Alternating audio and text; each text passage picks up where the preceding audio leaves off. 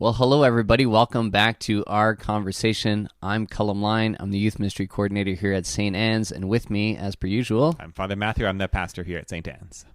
Well, we were just starting to feel like we had a few good runs. Nothing crazy changing. We got through Easter. That was busy, and that was wondrous, and we're like, hey, things are looking up. I almost commented that we almost went a month without any, COVID changes and rules changing, and then...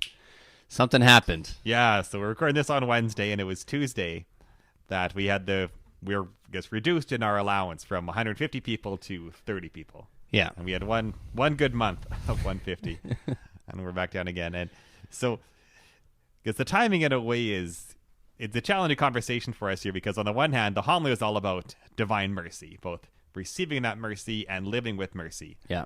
So I think we want to talk about now is responding to COVID in general, but particularly for us now having our numbers reduced and feel like it's pretty honestly unjust and having trouble understanding why this is happening. How do we respond in mercy to this situation? I think is where we're going to go. Yeah, and there's good underlying of COVID's real. There's cases, the variants, and there's some concern there, but kind of the ongoing thing we've had a little bit in the church world is hard cap of 30, and does that seem consistent across the board, and all that good stuff. And we're not going to dive into the nitty gritty of that, but that we'd be lying to say that there's not an experience of tiredness, of maybe frustration in general with kind of COVID. But I know sometimes I was talking to some other people working in the church world in this of I put up something on Facebook of Ross from Friends of Pivot, just changing all the time, and it can wear on you, and especially sometimes when maybe you're not super excited or jazzed maybe about the changes that we have to obey and we have to plan. follow. We have to plan several weeks in advance. So but then when the rules keep on shading on us, it's difficult. And there's been the struggle too of in terms of where we are right now. A couple of things I think that make it hard for people to accept is, first of all, there's an article recently in the CBC about COVID outbreaks in Saskatchewan and where they've happened, and not a single church is on the list. And so we know where they're happening. They're not happening in churches, and yet what we're living now is churches. So even in terms of how it's going to make things better, I have trouble with that. And a second thing, too, is, as you said, we have the hard cap of 30 rather than a percentage. Mm-hmm. And if 30% is too much at this point, and I could accept that, give us 15%, give us 10%. But the idea that 30 is the right amount no matter the size of the church, it just really is hard to understand that. I think that has to be the decision. You made a bit of a jokey comment, but I think accurate, that it seems like 30 is the only number that exists. Yeah, 30% or that's all 30 people. That's the only number they think we can understand. We feel like maybe there's a spectrum in there for conversation. But yeah, I mean, I'm not here one to say what is the right measure or go in there, but I guess our conversation today is more of the sense of this is what is, do we have to agree with it? Do we have to like it? But how do we respond? Because this is what we've been dealt with. There was a bit of a scramble. Usually you're doing your homily prep, and then we see you walking back, Tuesday afternoon to say, there goes my Tuesday afternoon, as we figure this out, and we have baptisms and didn't have less than a week, really. So there's a lot of pivoting that had to happen quite quickly here, for a lot of parishes and faith communities. And it's fair to be, tired and frustrated. But I guess in that sense of, it was good timing of this divine mercy and understanding of mercy. And even your encounter you had shared in your homily of this guy on the street. Too, so I started the homily with them. It was the Tuesday after Easter. I had taken a couple days off after Easter. Tuesday after, I was walking downtown, and I was going for walks. I wasn't actually in my collar at this point. And now and there were only me and one other person on this entire block on 3rd Avenue. Yeah. And this person came up and began to lecture me about how we needed to wear a mask. And at the same time, his mask was hanging from one ear, which that was very strange. He was not wearing one, lecturing me about wearing one. But it just showed me, as we've been talking, people are frustrated and on edge and angry and not always reasonable. Yeah. And the Lord always gives us what we need. And what we need at this time, I think what our faith calls us to, in a big way, is mercy. Mercy for ourselves, mercy for one another, mercy for those making the decisions. Yeah, and I even love specifically going back to St. Faustina, and you had shared, a few little quotes from some of her journals and revelations that she kind of had from the Lord. but just this idea of even when the celebration of the divine mercy, of to say like this is a season of great grace and great mercy, is almost like the Lord saying this is what the world needs in this time. Yeah. And JP2 kind of, Pope John Paul II raised, to make the Sunday after Easter to be the feast of the divine mercy and have that special celebration that's often done at 3:00, I think, at the cathedral here. And it's just maybe it was very appropriate kind of the timing to say, let's not lose track of what's needed. And so let's say then, like, for us right now, for people who are frustrated with this ruling and we're implementing it here, like, does mercy mean just being passive and say like, okay, there we go? Or is there a way that we can be, I don't want to say aggressive, but I guess that we can push back reasonably, I guess, still with mercy? I forget how you frame that question, but the question... Do we just have to be passive? Does mercy just mean saying, well, we'll just do it because we shouldn't complain? Over. Yeah, or what is... No. What is... Okay. I don't know if you're looking for more than that, but it's hard.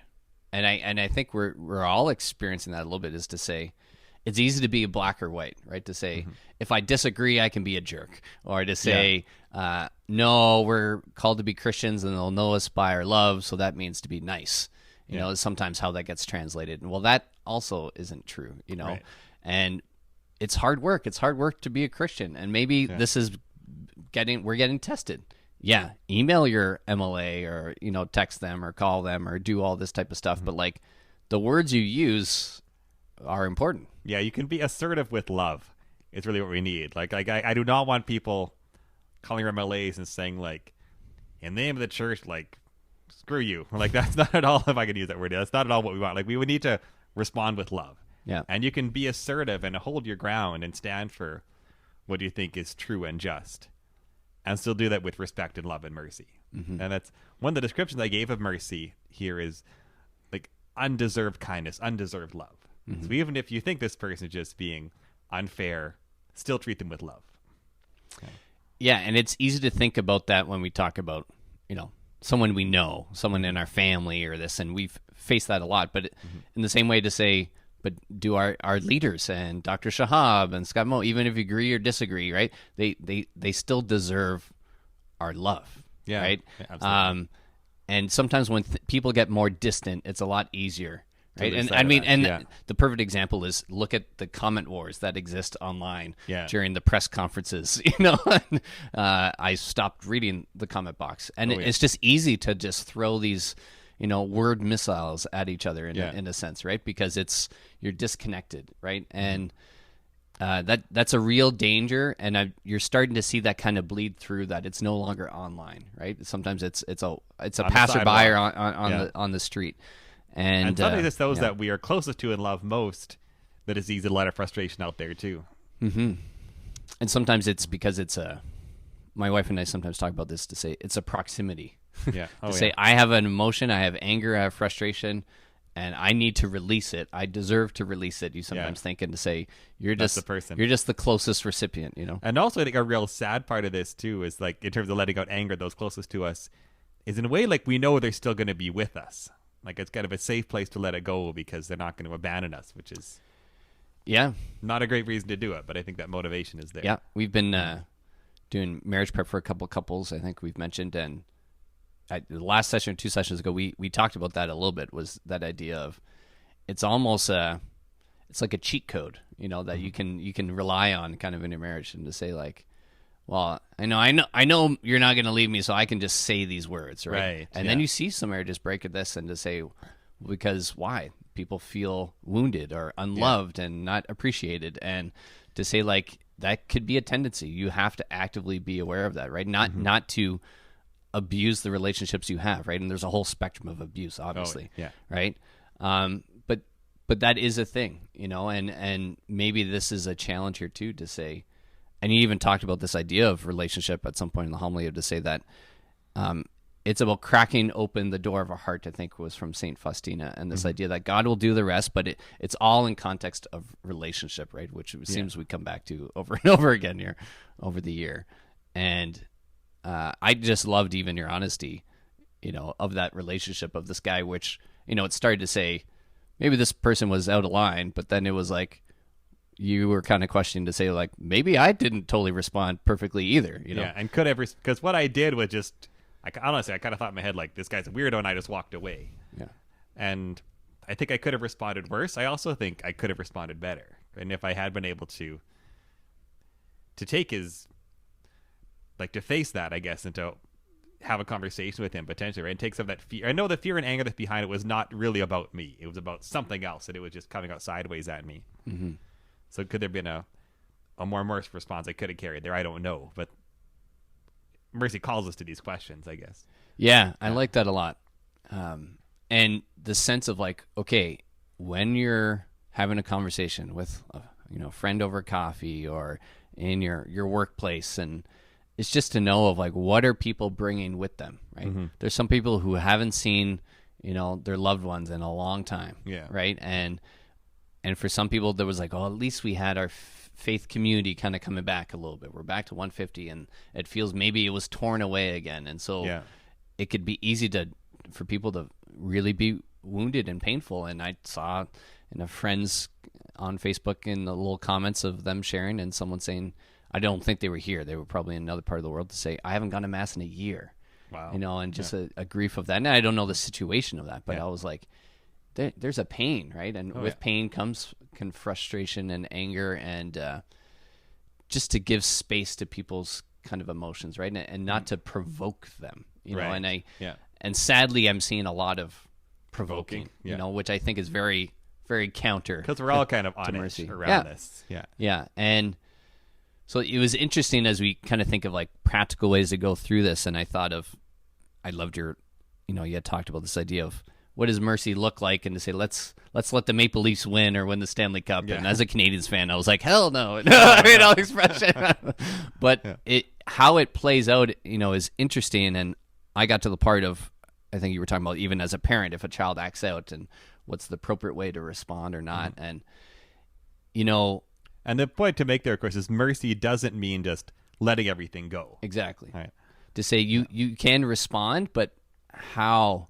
And we look at what God does, right? Like we follow his lead. And the idea of my wife and I have often talked about, to say, okay, maybe my child has done something that requires, some justice, some consequences in this, but to say, but it doesn't need to be received with anger or delivered in anger. So sometimes there's leave the room, calm yourselves down, come back around. I think we were talking even earlier in terms of this COVID and restrictions of like, maybe write that email, but maybe not like yesterday at 3:00, right when we heard it fresh. I didn't email my MLA yesterday. I'll probably do it later today. I got to give it a day to settle a little bit. Do you find maybe in your lifestyle, just to go there, is there any tips or tricks that you find that help you be more merciful? Mercy. Yeah. Well, I think one thing you did, if you can give yourself some space and some time, that can be a big thing. Like I said, if you can step out of the room for a moment or take the day to write that email. That's where it's hard. For example, like in this guy coming up to me on the sidewalk, I didn't have that space. I didn't respond the way I would have liked to. So taking that space. Also, for so many things, just being deeply grounded in the relationship with God and in his love and in his mercy. And I know that when I'm taking time for prayer and grounding myself in that and living in the reception of God's mercy, then I'm always in a much better space to offer it and to share it. I just going through the notes here, when you were talking about that idea of the Maple Leafs and that idea and how it plays out in sports or with parents, and you just had this line here, looking at your notes, of saying, it always plays out in the context of upholding relationship. Yeah. And I think of some of these encounters or conversations sometimes I have with people of like, there's sometimes a line where there's a disagreement, and it's like, do I care about the relationship or do I care about being winning or being right, you know? And there are some times where we need to be clear, right? Where we have to defend or this. Mm-hmm. But if I'm being honest, most of my encounters with people when there's disagreements and where it gets to that level of anger or the relationship is fractured, it's usually out of my pride of, I just want to win. Yeah. I just want to be upfront, right? That I think there was a list of Mother Teresa's list of humility. It's like 11 or 12 prompts. Okay. I don't know if you've ever seen it, but one of them is I don't remember the exact words. You can Google it, but essentially it was like, let someone else win. Like in terms of a small moment of an argument. There are times yes and there are times no. Yeah, right? but and yeah, it's just not saying like in massive big deals, but this idea of saying like surrender your pride, essentially, right? Is to say at some point to say, is this an argument that you have to win? And I think we live in a culture that we think all arguments are equal, and I think you're right. Like it's not true. There's a spectrum. There are things that we definitely have to fight and uphold, but that doesn't mean to not have charity in those arguments and debates. But then there are like little moments to say, I don't know what's going on in your life right now. I can let this one go. I can let this one go. Yeah. And more often in my life, my day is filled more with that than the other situation. You mean your day is more filled with those that you can let go? Is that what you're saying? Yeah. Yeah. Yeah. And the one thing I was kind of being cautious on there is sometimes this false view that Christianity does mean just to be very passive, to not stand up for yourself and just let things go all the time. And our feelings do matter, right? And truth does matter and justice does matter. So I think there is a real wisdom there too in discerning, no, this is in fact something that I can let go. But also, this really is something that really does matter, right? And I can stand up for myself in love as well. That's sometimes what faith and truth and wisdom calls us to. And I think it takes courage and humility to, when you are standing up, of expressing why. Even as churches in some of these arguments, to say some of this is about freedom of religion, an expression, very big things to say. We were talking a little bit of sometimes this understanding of you can worship online, right? Almost this understanding of that's maybe equivalent to what we when we gather and receive the Eucharist. And I'm sitting there and I was like, it's not the same thing. This is not the same thing, right? And I think it's the worshiping community, the community of faith, that has the right to determine and express what is the proper mode of their and it doesn't matter if people who expression. don't share our faith think that doesn't matter. Or it's just and we do need to know that we're doing it safely, absolutely, but for us to decide how important it is really for us to decide. I'll be honest, in some of the conversations, the debates I hear online, I don't often hear us speaking out of those terms. It's just out of anger, or this is not just or fair, and to say well, no, what's the underlying cause of what we're truly concerned about, right? I think that needs to be heard, right? Or if I do something that upsets my wife, which is, generally it's more me doing something stupid than her, right? I tend to land that way, but it's not, the most merciful action for Sharon just to be upset with me, right? But to clarify why she's upset, why her emotions were hurt, right? Right. So that, and then I'm aware, right, to say we have a much better healing experience sometimes when there's arguments or faith, when we both understand to say, how did you wrong me? How did you hurt me? So there's mercy in asserting yourself well and clearly and lovingly. Yeah. Yeah, absolutely. And I think it's fair to say it's not easy to do, and even your point of kind of saying, of asking those questions, right? Examining to say did I respond well or not? And I'll be honest, I was I think that's a lot of the failings sometimes in my own life, is that I don't evaluate or look back to say, oh, did I handle that right? Could I have done that better? Yeah. Right? Because that's an opportunity to ask for the Holy Spirit for guidance and for clarity, to kind of say and that's a good tradition in our faith, is the idea of the daily examination of conscience. Yeah, at the end of the day, to look at how did I, and not to beat yourself up over it, but to look for these chances to grow and to let God's grace move in us that much more. Yeah, and I think that's how you ended that is the most important part, right? It's not to shame ourselves. It's not to just be aware of our failings, but to say we can be better, and God can give us the grace to improve and to make corrections where necessary. Yeah. Yeah. So maybe the last point to hit on here then, because we've been talking a lot about our work of mercy, and that's important, but that's also secondary. And really it comes out of our experience of God's mercy and God's mercy for us. So I don't know if I want to go with that, but just to say that we know that that's where this comes from, right? We don't want this to sound like it's just all on us to do it, but knowing how deeply forgiven and loved we are by God. And it's in response to that we try to act in the way that we've been talking about here.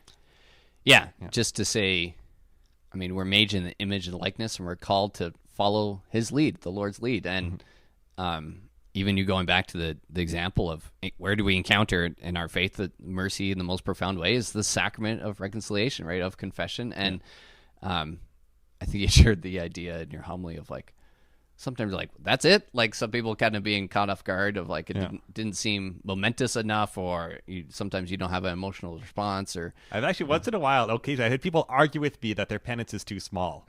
As though like, I don't understand how serious their sin is because I gave them something that was too little. Like it's not how it works, but I understand the feeling. Right? Yeah. So how do you kind of like, without like shutting them down, but to be like, you don't get what's going on here, you know? Like, yeah, we talk about, the penance is not you making up for your sin, because Jesus does that. Yeah. And if it's a sin that hurts someone else, I do say like another part of this reconciliation is you reconciling with that person. And this doesn't take the place of that. And that's going to be a lot of work and maybe years of work to reconcile with that person. But then when it comes to the penance, it's a matter of sharing in what God has done, but it's not you earning God's forgiveness. And sometimes I think that's what people think it is when they think it needs to be heavy enough. Yeah. No, I love that. And I love that you take time when that happens to kind of unpack that, right? And going back to last week, the idea of getting your vision right of God, right? And getting your vision or understanding of mercy right, to say it is undeserved. It is an unequal thing, right? So I'll be honest, I've struggled with that a little bit over the years, but sometimes I love when the penance is so like not in balance. Yeah. Because it kind of almost proves that point a little bit. But also when I've had ones that have been like, and not that it's not wrong to pray a psalm or you say some Our Fathers or whatever it be, but sometimes when it's been necessary, they've been really practical and they've been focused on, again, upholding relationships or righting relationships, to say, if you are truly sorry and the Lord has forgiven you, I was like, you want to extend that mercy you just encountered, right? Is to say, start to make amends. If that relationship matters to you, then you'd be willing to put this work in, right? Say, not that it's a qualifier, but this should be a natural, almost like a response, right? That to go forth from it. Yeah, and there's such a fine line there between it's not a way of earning God's forgiveness, but it's the true response to God's forgiveness. Yeah, and reconciliation. I guess the word that's bubbling to mind to me a little bit today is like out of gratefulness too, right? Is that I want to be a vessel of mercy to the world, you know, and I frankly sometimes as a parent I love extending mercy to my kids. Like what parent, we much prefer to forgive and love our child than to like dish out punishment. It's not like I wake up being like, how can I make my kid's life miserable, right? Is to say, when we have those encounters or even those words, and I said, okay, like this is what happened, this is where consequence, but I was like, we always try to wrap it in, frankly, in mercy. So there's how we talk, how the words, and it always ends with like, I forgive you, I love you, and embrace, right? Some understanding of like, but this is the envelope of what this relationship exists in. And I love, that idea, going back to St. Faustina, of open that door just a crack, right, for God's mercy. Yeah. And God's mercy does the rest, right? Yeah.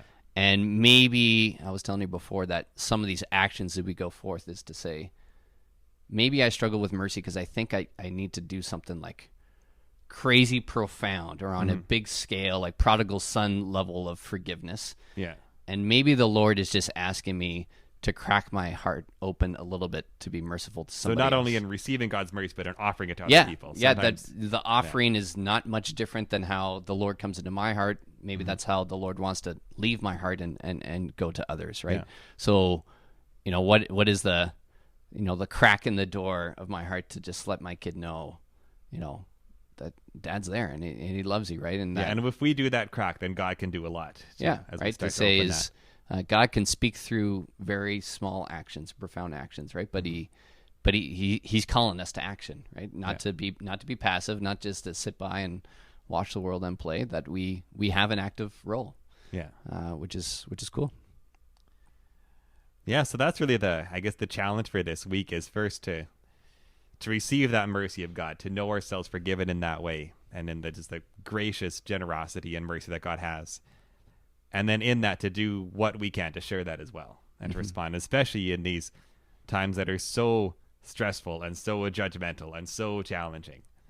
Like, what would it mean if the Christian people were known in this time of the pandemic not as the ones who are, I don't know, making people's lives difficult, but the ones who are sources of love and mercy and compassion? Like, that should be our legacy as we get out of this. Yeah, I hope we didn't need a pandemic to embrace that legacy, but like, well, we need to in every situation. Yeah, no, I And this is the situation 100% agree, right? And it's like, what a radical idea. Yeah, exactly. You know, that they would know us by our love. And yeah.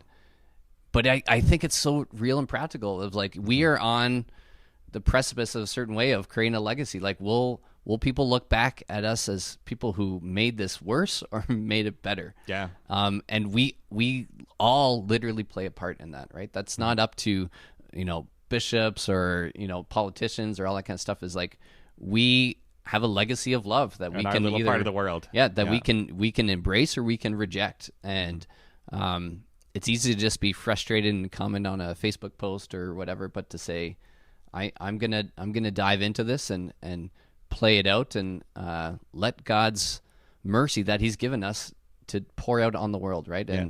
And we're just gonna open our hearts and let Him do the work. Mm-hmm. Amen. Yeah. Amen. Well, until next week, let's be vessels of mercy to one another and hang in there. We're all tired, but the Lord is with us, and He'll see us through it.